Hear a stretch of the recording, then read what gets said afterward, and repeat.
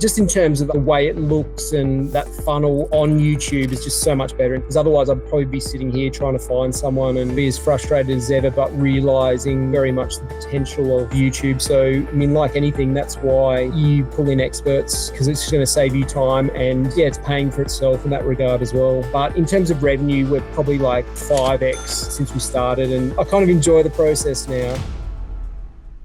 So we're here with my client, Josh here. He's been a client for around 6 months. If you don't mind, could you just briefly introduce yourself, like what you do, who you are, and like who you help? I'm Joshua Steger. I'm the ETF advisor, but I'm basically a financial advisor, been advising for over 20 years, and was looking to get into a more scalable style of business, just in terms of having a subscription model for ETFs. And I basically help Aussie investors invest in ETFs. Okay, sweet. And I remember when I first contacted you, I think you had around 100 subscribers, but what got you into YouTube? Like, why did you decide to start? Because I feel like in Australia, it's still not super popular to start YouTube in the finance space. So I started my Substack. It's basically like a weekly report and a few other research reports intra-week. So I was starting to write that, and then I was like, what's going to be my funnel? How am I going to get people on there? Personally, I do follow other people on Substack, and probably the avenues to get people through into like the Substack model as subscribers was either Twitter or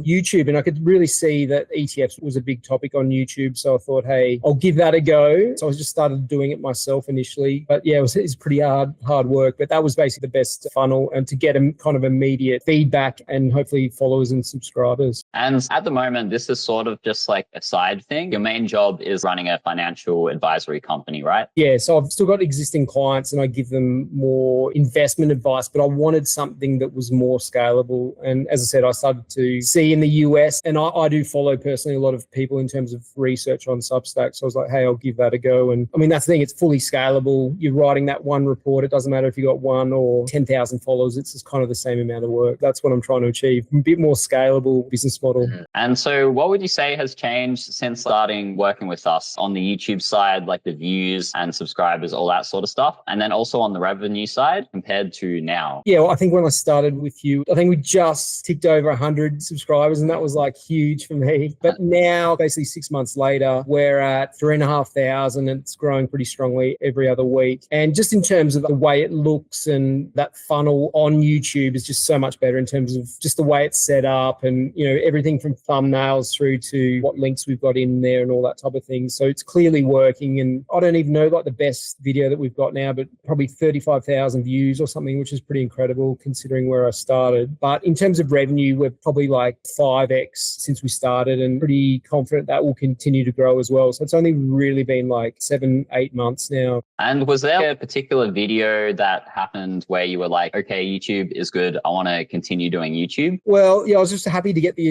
initial 100 subscribers, but that was pretty tough going. I can't remember. One of those videos just kind of took off compared to, like, I was getting maybe a couple hundred views here and there, but then one of the videos that we did pretty quickly got 1,000 odd views in a couple of days, and then it just kept growing from there. So you're kind of like, hey, this is pretty cool. Getting a lot of people commenting and giving really positive feedback. I kind of enjoy the process now. Yeah, because I see a lot of the comments on the videos, and a lot of the people are commenting on the quality of the information. Now, obviously, you've been a financial advisor for like 20 years. What I've seen with people doing finance on YouTube is that they have really good information, but the way they present it, they don't present it in a way that actually gets views. So I think this combination that we have here of where I'm doing the presentation and you have really solid information that the people really enjoy, that's like the biggest reason why everything's going well at the moment. Yeah. Well, I think you kind of get caught up in your own little world, and like even little things like the terms you use and talking about this and that can be way too complex for people. And also you might start talking about things that people are not really interested in anyway, or you don't frame it right. So obviously that's the big benefit. Like I would say, let's do a video on XYZ, and you're like, oh no, well, what about more retirement focused one or something like that? Because we've already done a heap of, say, thematic China, AI,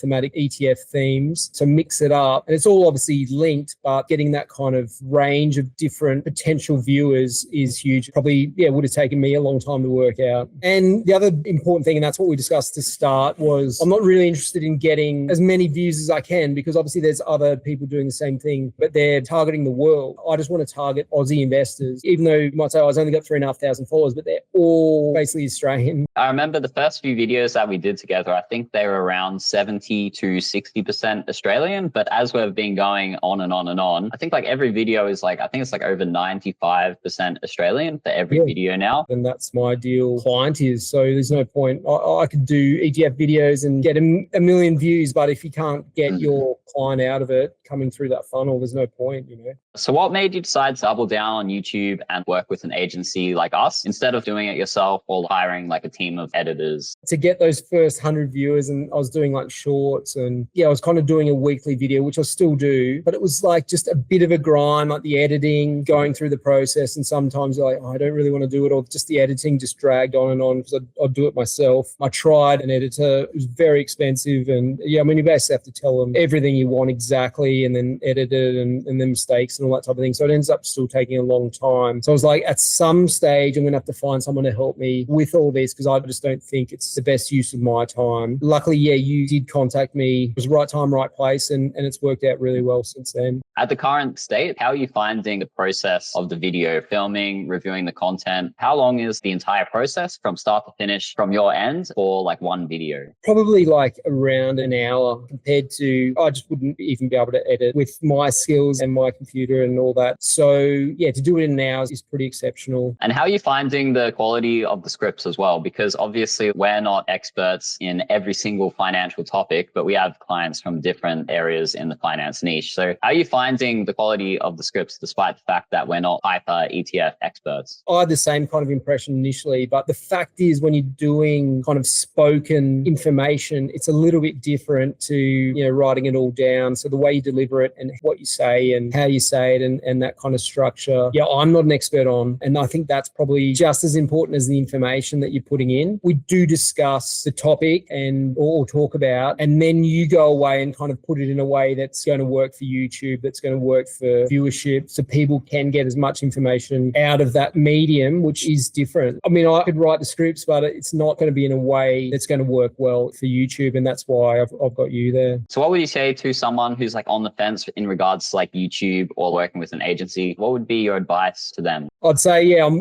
probably one of the last people who really wanted to do YouTube. I was like, oh no, I don't want to put myself out there. It's like something I don't want to do. Then I kind of started and you get a bit of feedback. And I mean, the fact is, there's people on there, they don't have the skills you do. They're not as experienced as you. They're giving like ETF advice, for example, and you're just like, that's either not right or inaccurate or like a half truth. And I'm like, hey, I'll throw my hat in the ring at least. And so I got that initial traction. I could see that it was going to work. But then I also got to a point where I was like, hey, if I really want to take this to the next level, I'll need some help there. So I think that's probably been the huge benefit of using you guys. And it came at exactly the right time in terms of where I was at. Because I was already getting frustrated with scripting, editing, all that type of thing. So it just worked out perfectly. Because otherwise I'd probably be sitting here trying to find someone and be as frustrated as ever, but realizing very much the potential of YouTube. So working with you, having knowledge in that space. Obviously you watch a heap of YouTube, you see how it all works, even how to write,